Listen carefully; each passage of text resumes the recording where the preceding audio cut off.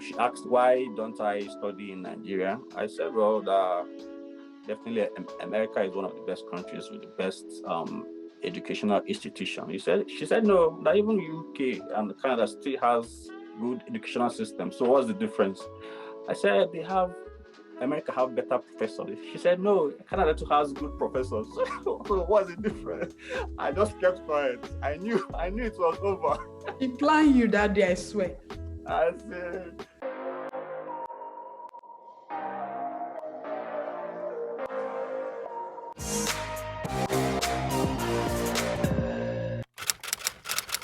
Hello everyone, welcome back to my channel. It's your girl VALEEN OSEH again, and in today's episode I am excited, as you can see, because I'm not alone in the studio. I have somebody with me. See the way he's smiling. I have Chidebere with me. I just discovered that your name is Chidebere today. I'm going to ask you about that later, but I know him as Joseph. He's one of my mentees. We've been talking, and I'm super excited to be sharing his journey, his experience, to motivate, inspire, and encourage you to keep pushing and keep persevering.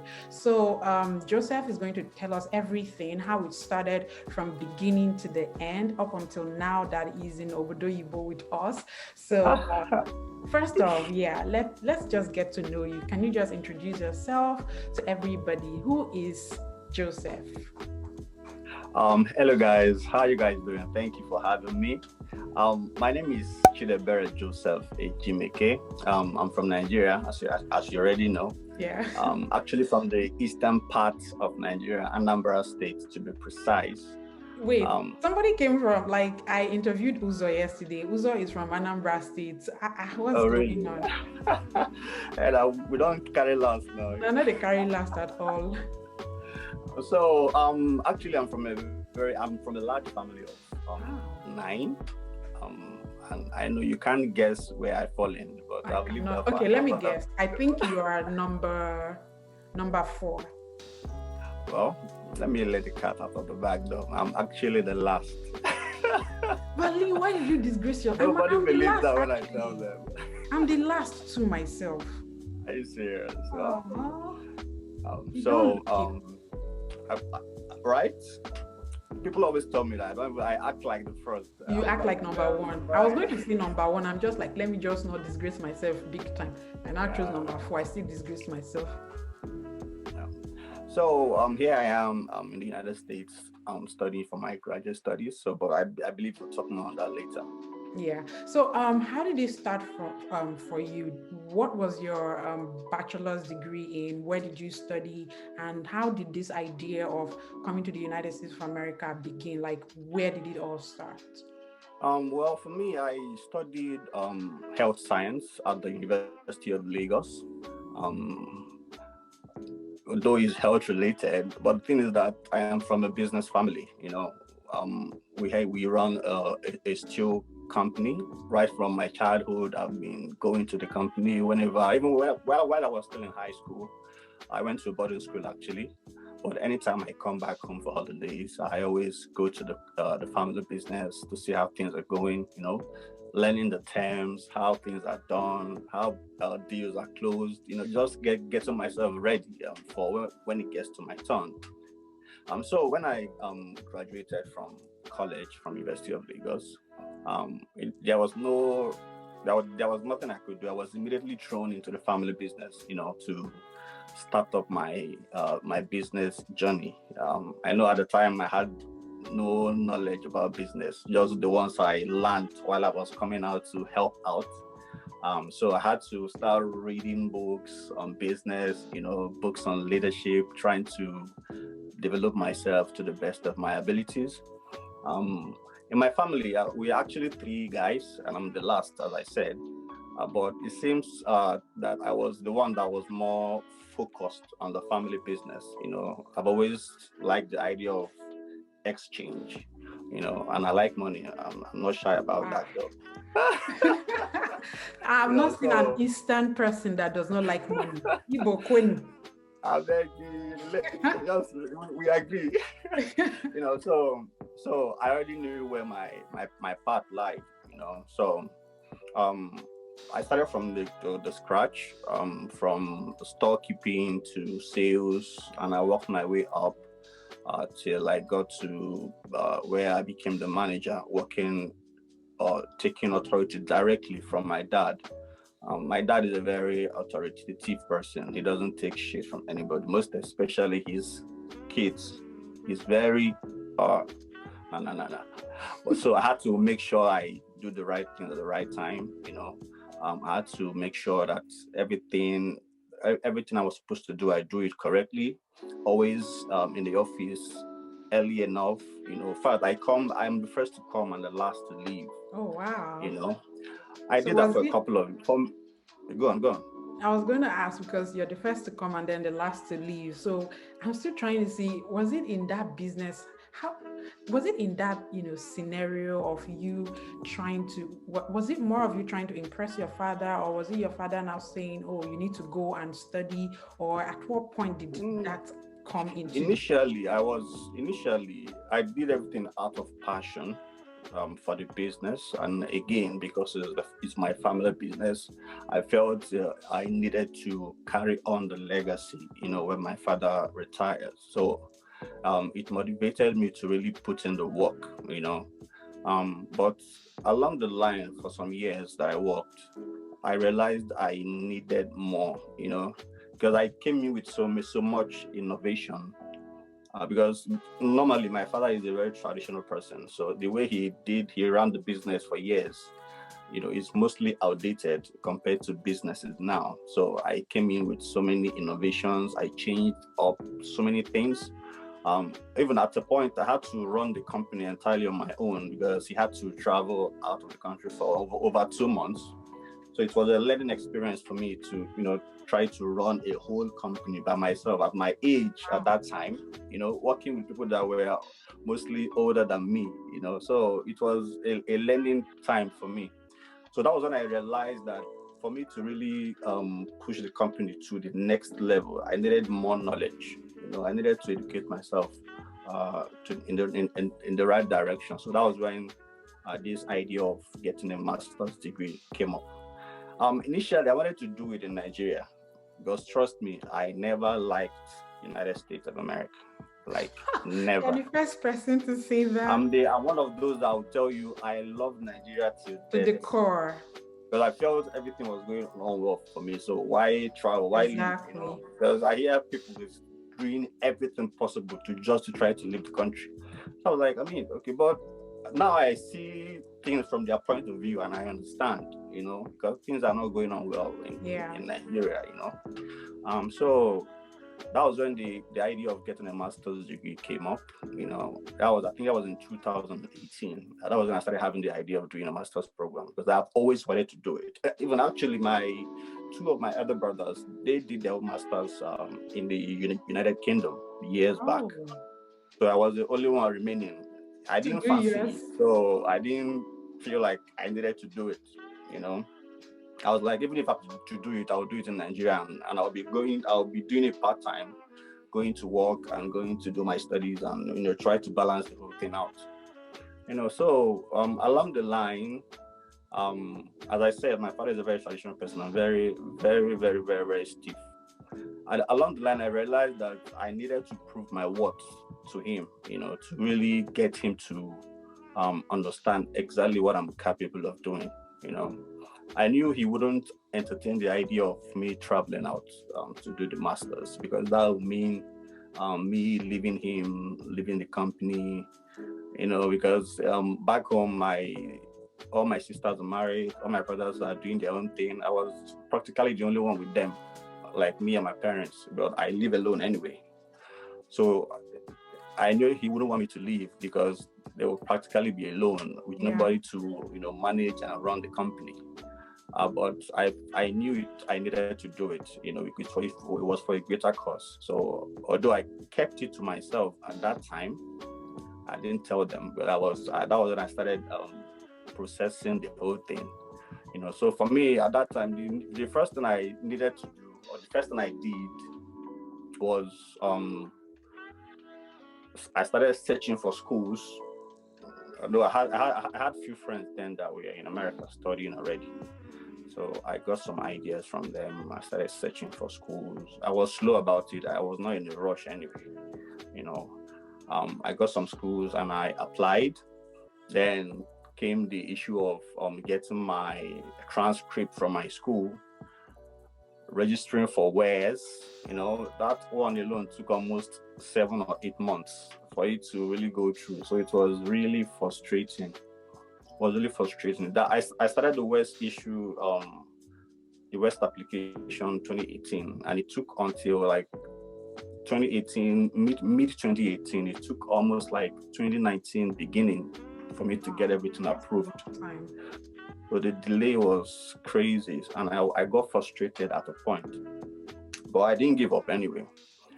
So I applied for school and I got admissions in different schools. I got admission in University of Central Oklahoma. I got admission in Dallas, University of Dallas. I got in one in Boston. I think it's Holt Business School. Then Tennessee, Middle State Tennessee University. I think like 6 of them though. I can't really remember the rest. Oh, wow. So you applied. So that means all the schools that you applied to gave you admission. I think it was only 2 that rejected my application. One school in Arkansas and one in I think Boston too. I think they were the only one that rejected my application, but it didn't matter. I already had many that I could choose from. So which one did you finally go with? I chose University of Central Oklahoma. That was what I applied my visa with, actually, but I'll explain that later when I get to the visa aspect though. So I got the admission. That was early 2019. That was late 2018. So I waited till early 2019 to apply for my visa, because then my West has clicked, so everything has palmed out already. So I applied for my visa. I had a friend in the US help me pay for my SEVIS because I couldn't pay for it from Nigeria. So I had a friend help me pay for the SEVIS. When I got the approval and everything, then I paid for the visa application myself at GTB. Then I applied for the visa. Now my interview was supposed to be was on the 17th of March. My first interview that I ever had. When you say 17th of March, do you mean 17th of March 2019 or? Yes, 2019, last year. 2019. That was my ever first interview, coming to the United States. I got the visa date. That was March 17th, and I started preparing. It was my first experience, so I didn't know what it was like. I watched so many videos then. I tried to prepare as much as possible.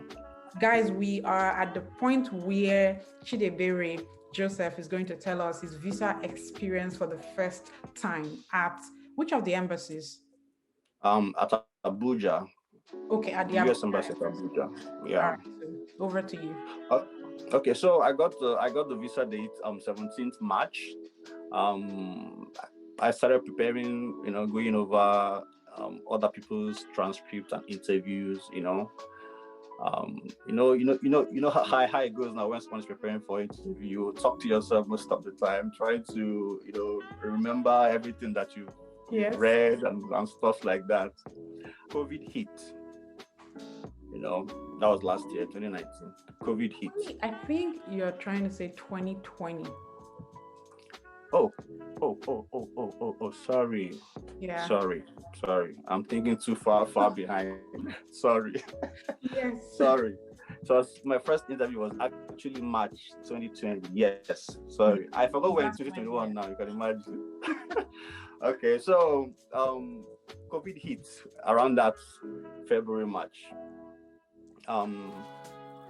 So my interview was March 17th. I got to Abuja because I stay in the East, so I had to fly to Abuja. I lodged in a hotel. Then the interview day, I took a cab to the embassy. Normally now you stay outside. They check you in and everything. Then when you get there, you see people lining up. There were much people that day anyway. So I queued up. I think I was like the number 10 or so. I was shaking. Everything was just looking so different. You were shaking. I'm telling you, because it was my first experience. I told you earlier, it was never my intention. So I didn't really put in the work exactly for the interview. I was like, let me just, that you are very honest. So got to my turn. I was like, where am I going to? I said I was going to University of Central Oklahoma. I was just speaking. I was trying to get my point across, because as they said, try to be concise in your answer. So I was trying to put everything out there. That was one mistake I made. So I was trying. It's for the she. She asked me who is sponsoring me. I said my dad is sponsoring me. Okay. She now asked me, do I have my own bank statement? I said yes. So I provided my own bank statement. Bank statement. Yes. Instead of my father's own. So do I have mine? I said yes, I have mine. I gave it to her. She looked at it and she was like, why will my father sponsor me when I have enough money to sponsor myself? Good question. So answer that question for us. So I was like, yes, definitely. I'm working on my father's company. Everything I'm doing right now, I'm going for my master's program, is in the best interest of the company. So definitely it is what he wants, and he wants to sponsor me because definitely I'm going to take charge of the company when he retires. So that was the answer I gave her. Probably she didn't seem satisfied with it anyway. She asked, why don't I study in Nigeria? I said, well, definitely America is one of the best countries with the best educational institution. She said no, that even UK and Canada still has good educational system. So what's the difference? I said America have better professors. She said no, Canada too has good professors. So what's the difference? I just kept quiet. I knew it was over. He planned you that day, I swear. I knew it was over. She was like, sorry, we can't approve the visa, blah, blah, blah, blah, blah. I just took the yellow, the blue paper, I just took it and left, happily. I'd never even tried to cry or mourn or do anything. When I came out and I called the cab to take me home, the guy was like, you came for the visa interview? I said yes. And I entered his car. He was like, hope they gave you. I said no. He said what? And you're this relaxed? I said before, will I kill myself? So that was it. But funny enough, I think they denied everybody that day. Oh, wow. Yes, because the next day, the embassy shut down because of the COVID. Wow. Okay, so I believe they denied everybody because they knew they were shutting down. So they weren't giving anybody visas for the fall. It makes a lot of sense. Yes, for the fall semester, because they didn't know where the whole thing was going, So at least that made me feel a lot better. Because I knew probably I didn't really mess up. So because of them, not me, But then after that, everywhere shut down, the whole country shut down, embassy shut down. We went into isolation for many months. You know how you went now. Yeah. So that whole month was a really learning period for me, because I took time to really reflect on what I actually wanted. I thought about so many things, and it dawned on me that I wanted more. I felt even if I'm to work in my father's company, I had to do it in a different way entirely. So many thoughts started coming to my mind that I needed to leave the company for a while to really discover myself. Because I felt I've worked under the shadow of, that family connection, family business for a long time, and it has molded me to a certain extent. I became so uncomfortable. I became so comfortable, that I felt I couldn't get out of my comfort zone. I felt I needed to leave for a while to really discover myself. Okay, so along the line, a time came and I lost hope for applying to America again. I didn't want to even stress myself again. I was like, even if I'm going to apply again, I will go for Canada, because I felt it might be easier, although I know Canada takes more time to approve visas and their protocol is too damn long. But I said that even if I'm to apply again, I'll apply for Canada. I felt things would be easier. And again, because of at that time, I knew America will always be difficult in terms of immigration. Yeah. It's not all about coming. It's all about what happens when you're here. After you get How here. how do you navigate the system? Because many people don't actually know that. They just want to come. But once you're here, how do you navigate the system? That's the issue. Okay, so I set my sights on Canada, my next agenda, since US has failed.